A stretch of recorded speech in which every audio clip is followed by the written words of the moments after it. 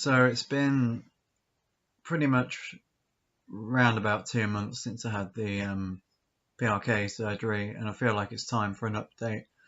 Um, in terms of pain, that pretty much all went away after about 2 weeks. Been fine ever since. Um, I guess the main thing you want to know about is the vision. Like, is the vision any good? Well, I'd say from about week 2 to week 3, the vision was really, really clear out of both eyes. Then after that, it kind of went downhill. For the right eye, I'd say from about week 3 to week 5, maybe week 6, I noticed it was a little bit worse than it was beforehand. Not loads worse, but I could just tell it was a tiny bit less crisp.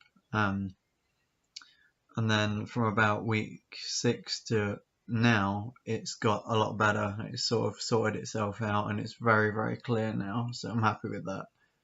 The left eye, I'd say, again, from week 2 to for the left eye, I'd say week 2 to week 4, it was really clear, and then the vision in the left eye dropped quite low and stayed that way until literally like a week ago, maybe 10 days ago, where it's starting to get clearer again. I can't remember if I mentioned it in a previous video or not, but my optometrist said that I have a very slight squint in my left eye, like something I was born with. It's not serious or anything, but and it's only very, very minor, but for that reason, he said the left eye will probably never be quite as clear as the right eye. So that could be something to do with it. But like I said, the past 10 days or so, the left eye is starting to get a lot clearer than it was. Tell you what, I'll try and show you what I can see. So if you look at that car right in the middle of the screen, the registration plate there, I can read that out of either eye independently. It's very clear to read in the right eye. In the left eye, it's not quite as clear, but I can still read it.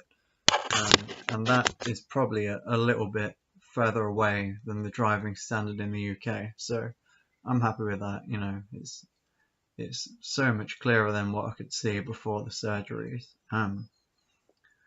Again, in terms of side effects, there's no increase in dryness than before the laser surgery, no increase in night halos, no increase in ghosting or anything like that. I do still get ghosting and double images in really low light situations, but that's because of the ICL implants, not the laser, and your brain sort of ignores them, so you don't really notice them so much. I do have drops which constrict my pupils for like when I go on nights out or in a dimly lit restaurant and I want to read the menu easier. I'll use the drops, but I don't use them often. Another side effect which I got mainly in the left eye rather than the right is they just call it visual fluctuations. Basically what it is the muscles on the lens are like going like this all the time, which makes your focus go in and out like all the time. And the left eye was suffering from that pretty badly. So I'd look at, well, say like that registration plate out there, it would come in and out of focus all the time.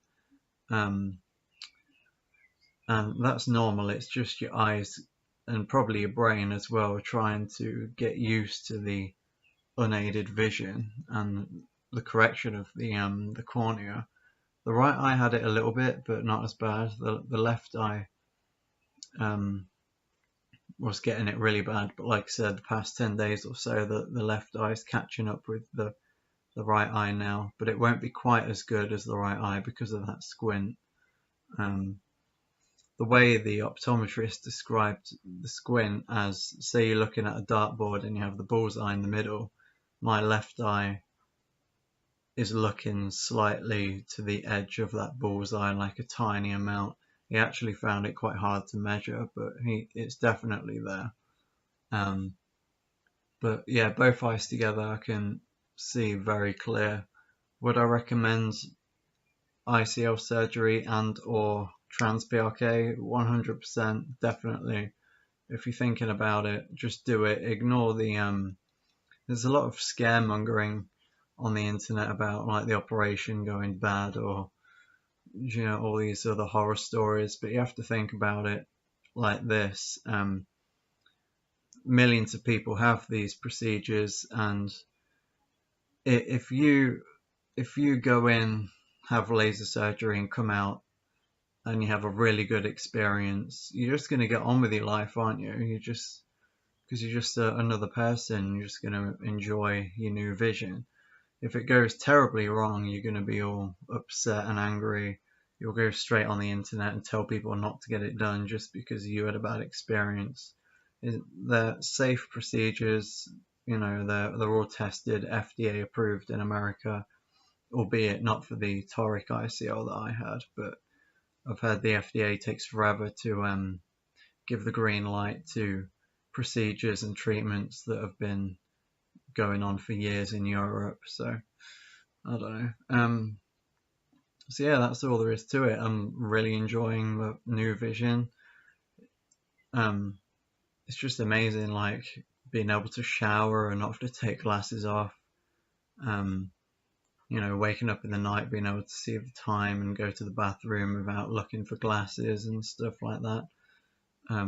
Another big thing for me is I ride a motorbike, so before, when I used to have to wear contacts, because I could never wear glasses with a helmet on, the helmet and the bumps in the road would shake the glasses up and down, and they were like milk bottle bottoms. So yeah, it was really it was too disorientating. But so when I would wear contacts, all the wind would like dry my eyes out and just ruined my day out riding. Don't have to worry about that anymore.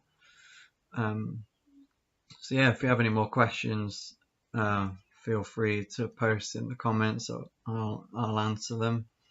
I've noticed my original ICL video has got like something like 1,000 views now, so it's good that I'm trying to do my bit to just share my experience, I guess. So yeah, that's the 2-month update. So yeah, have a good one. Oh yeah, I meant to do this before.